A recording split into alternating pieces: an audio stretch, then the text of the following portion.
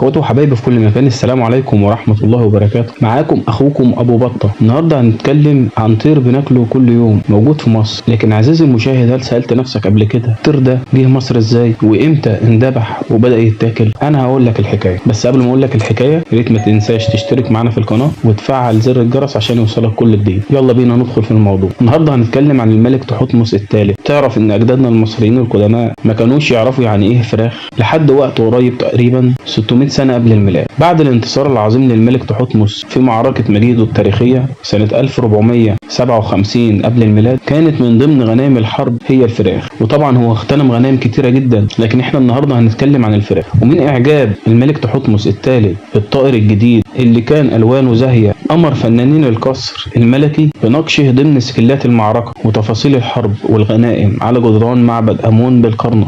وبكده سجل التاريخ دخول الدجاج الى مصر في عهد الملك تحتمس الثالث. اصبحت الدجاجة من اهم الطيور التي يتأملها المصريون ويتباهون بحوزتها، ولكن لم يجرؤوا لمئات السنين على ذبحها. ما كانوش يعرفوا ان هي بتتاكل، كانت مجرد زينة، واستخدامها في وجباتهم زي البط والوز. فكانت الدجاجة تمثل لهم طائر زينة يتباهون به فقط باقتنائه. حتى جاء عصر الملك بسمتك الأول سنة 609 قبل الميلاد، مؤسس الأسرة ال26. وخلال عهده حوالي 55 سنة تغيرت الكثير من الأشياء في الحياة المصرية، كان من ضمنها بداية أكل الدجاج، وده استمر بالطبع منذ ذلك الوقت وحتى يومنا هذا. ده غير الإنجازات العديدة للملك تحتمس الثالث. حكم مصر في العشرينيات من عمره وظل على عرشها 54 سنة، ودخل 17 معركة حربية كبرى ولم يهزم. انت بتتكلم عن بطل عظيم أسس واحدة من أهم إمبراطوريات العالم القديم، الإمبراطورية المصرية، وكانت الأكبر مساحة في عهده.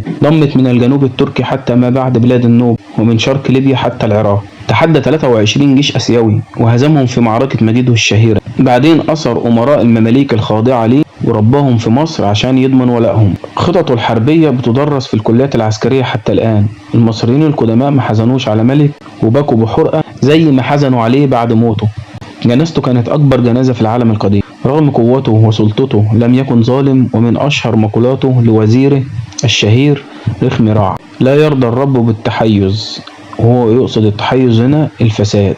كن يقظا، فمنصب الوزير عماد الأرض كلها، فليس للوزير أن يستعبد الناس. استمع للشاكي من الجنوب والدلتا أو أي بقعة. تصرف بالعدل، فالمحاباة يمقتها الرب.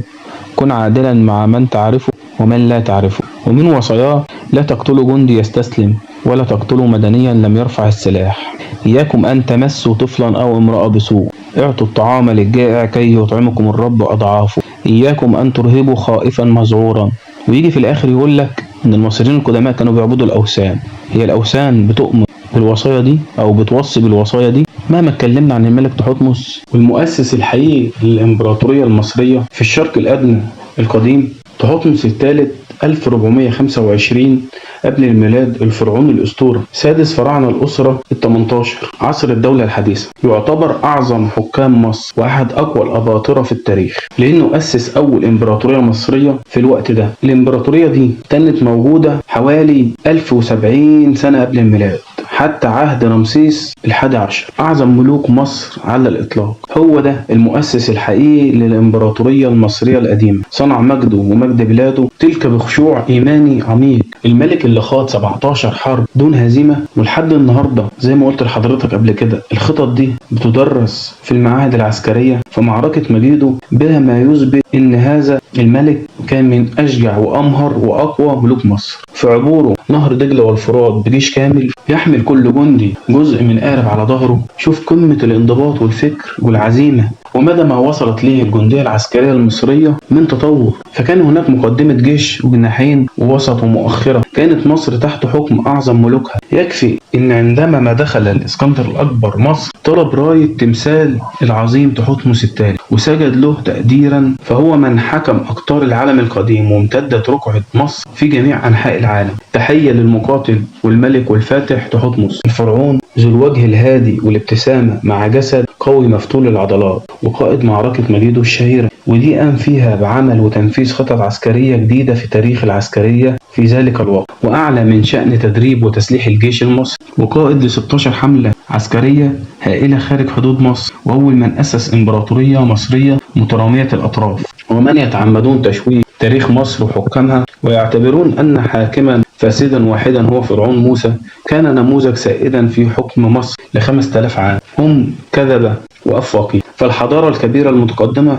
لا يبنيها شعب من العبيد والسخرة. وهل كلام تحتمس الثالث اللي احنا قلناه ده في بداية الكلام وكان وصية منه لأحد وزرائه ينم على حاكم ظالم مستبد؟